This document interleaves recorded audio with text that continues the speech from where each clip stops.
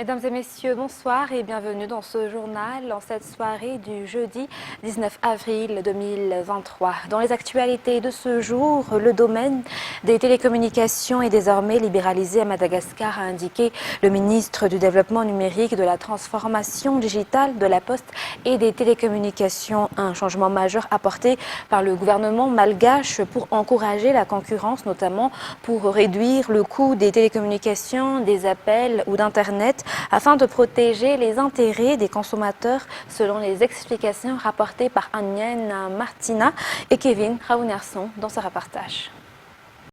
2 décrets relatifs au secteur des télécommunications ont été approuvés par le Conseil des ministres ces 2 dernières semaines.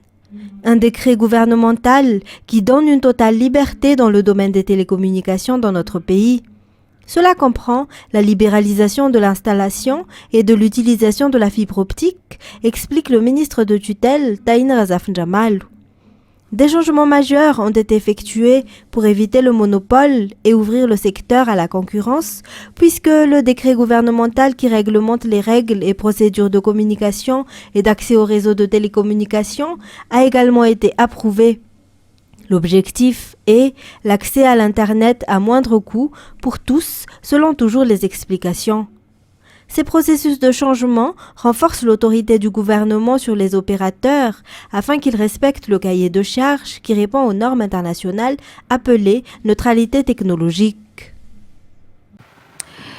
Et la Poste Malagasy a reçu aujourd'hui des matériels roulants et informatiques émanant de l'Union postale universelle découlant du projet FAQS au Fonds pour l'amélioration de la qualité de service. Les matériels roulants desserviront les zones difficiles d'accès. Ceci est la concrétisation du 11e engagement du président de la République qui est la modernisation de Madagascar, soutient le ministre du Développement numérique et de la transformation digitale de la Poste et des télécommunications. Reportage de Ruth Christelle Rakout-Malal et Kevin Ravonerson.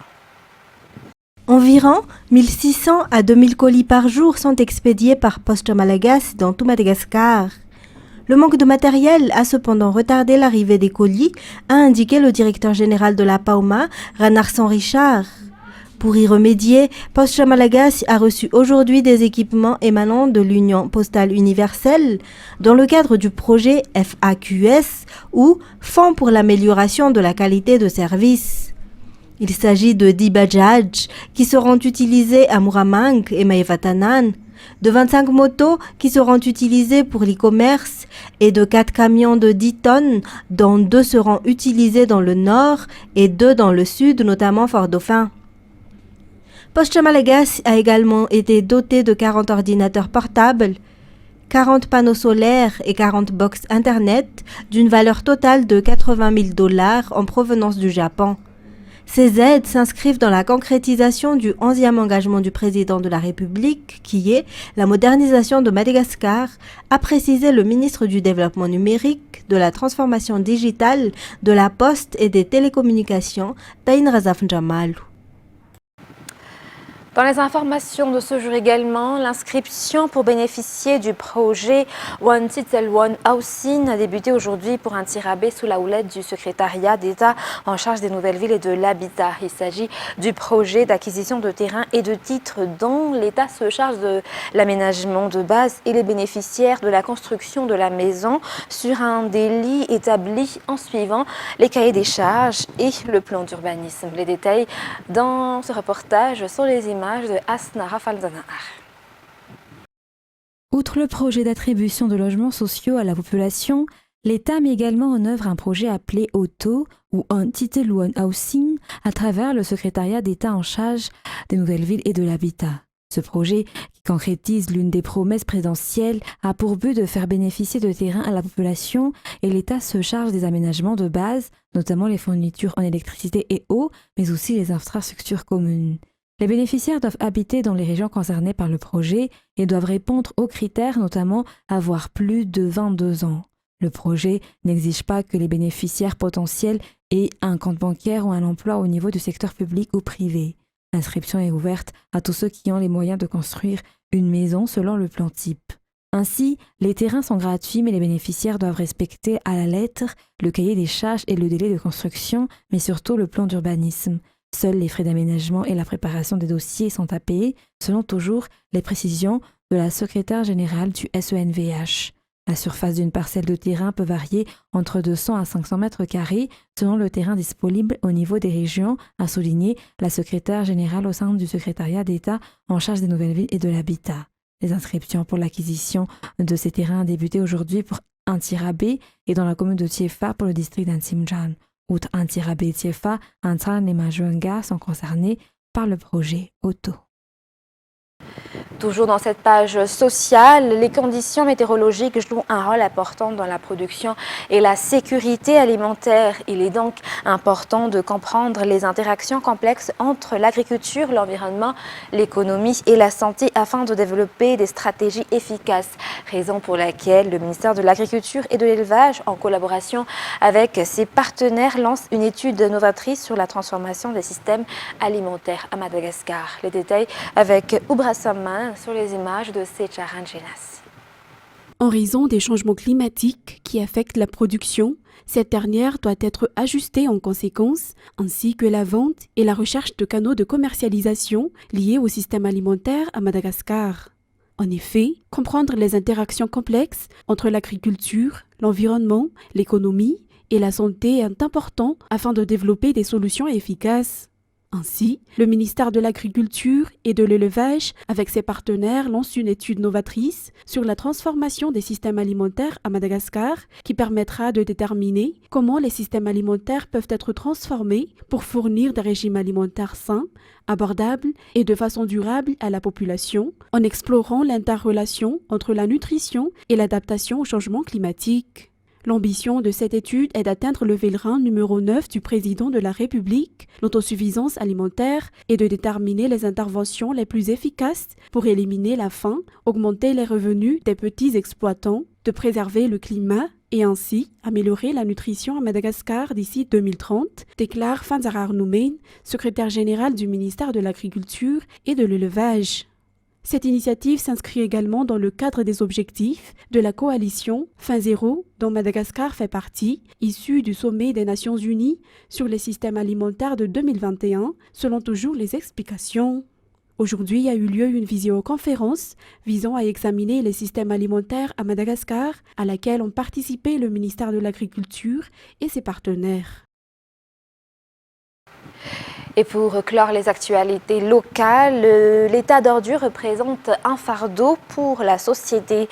Cela entraîne des impacts néfastes sur l'environnement, la santé et occasionne la montée des eaux durant la saison pluvieuse. Cependant, les déchets peuvent être transformés en ressources et nécessitent une bonne gouvernance. C'est la raison pour laquelle le ministère de l'Eau, de l'Assainissement et de l'Hygiène a conclu une convention de partenariat avec le WHH, une convention axée sur la gestion des déchets.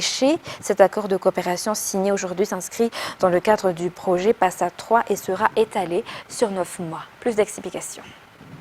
Aujourd'hui, la VHH, dans le cadre du projet PASSA 3 de la BMZ, de la coopération allemande, a le plaisir de formaliser la signature d'une convention de partenariat avec le ministère de l'Eau, de l'Assainissement et de l'Hygiène en matière d'assainissement solide et gestion des déchets, évidemment sur le territoire national.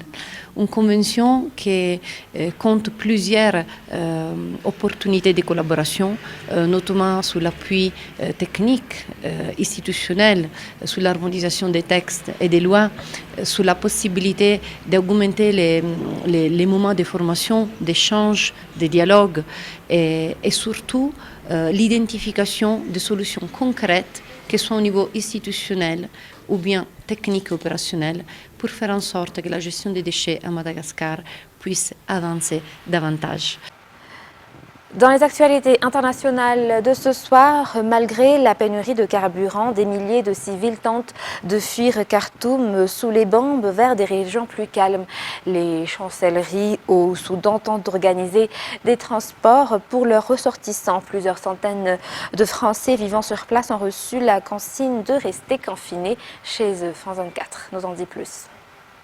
Les rues de Khartoum restent désertes, même après une trêve dans les combats. Une file d'attente s'est formée devant cette épicerie l'une des rares encore ouvertes. Mais s'aventurer en pleine nuit n'est pas sans danger. Des échanges de tirs ont été entendus dans la capitale depuis la mise en place du cessez-le-feu. On nous a dit qu'il y aurait un cessez-le-feu, ce qui ne s'est pas produit.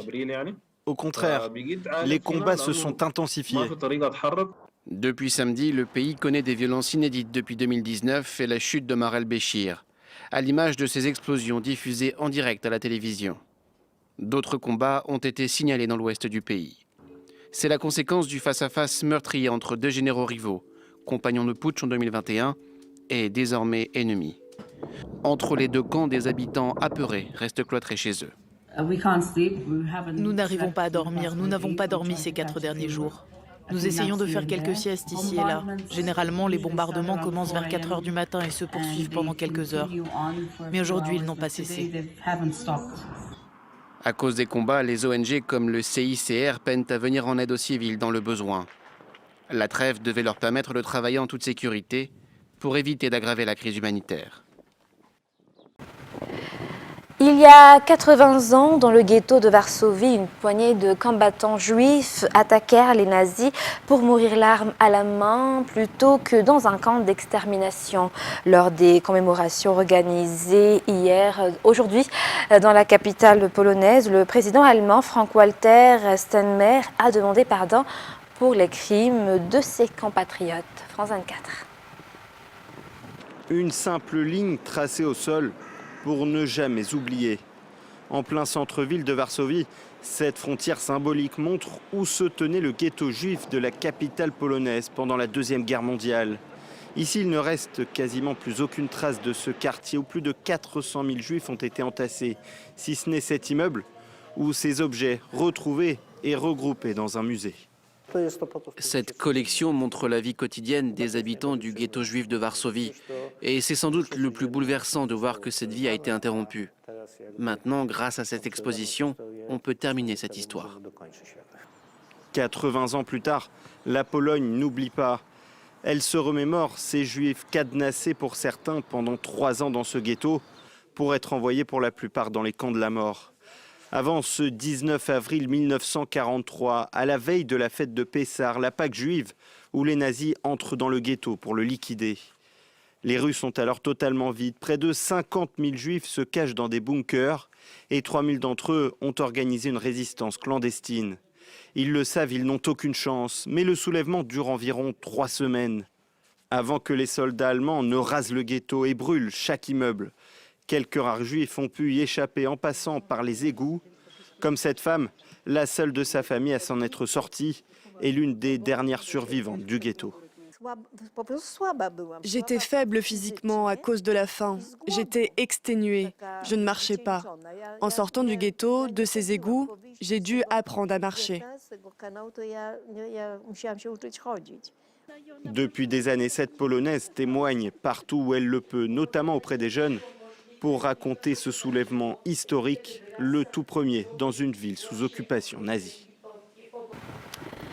Toujours dans cette page d'actualité internationale, la population mondiale continue d'augmenter. Une question se pose, 44% des femmes n'ont pas accès à la contraception et ne peuvent pas décider du nombre d'enfants qu'elles auront. Plus de détails dans ce reportage de France 24.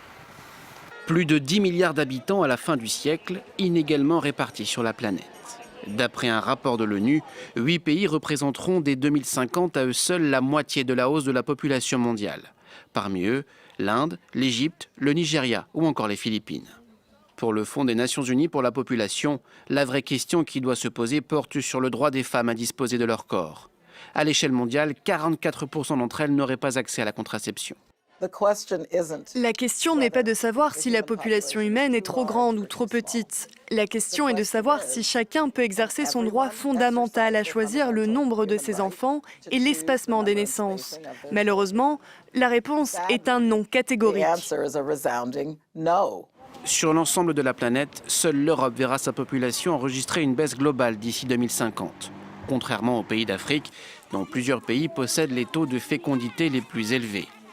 Autre information, l'espérance de vie a augmenté de 10 ans depuis 1990, mais là encore de manière inégale entre pays pauvres et pays riches. L'agence onusienne fait aussi la distinction entre boom démographique et réchauffement climatique. La hausse des températures ne serait pas liée directement à une quelconque surpopulation, mais bien à l'activité industrielle humaine. Les pays qui verront leur population s'accroître sont parmi les moins pollueurs, tout en étant parmi les premiers concernés par les conséquences du changement climatique. Mesdames et messieurs, ainsi s'achève cette édition pour ce soir. Nous vous remercions de votre fidélité et de votre attention. Restez avec nous pour la suite du programme. Et justement, dans quelques instants, vous allez suivre votre série Dynastie. Sur ce, très bonne soirée sur Viva. Au revoir.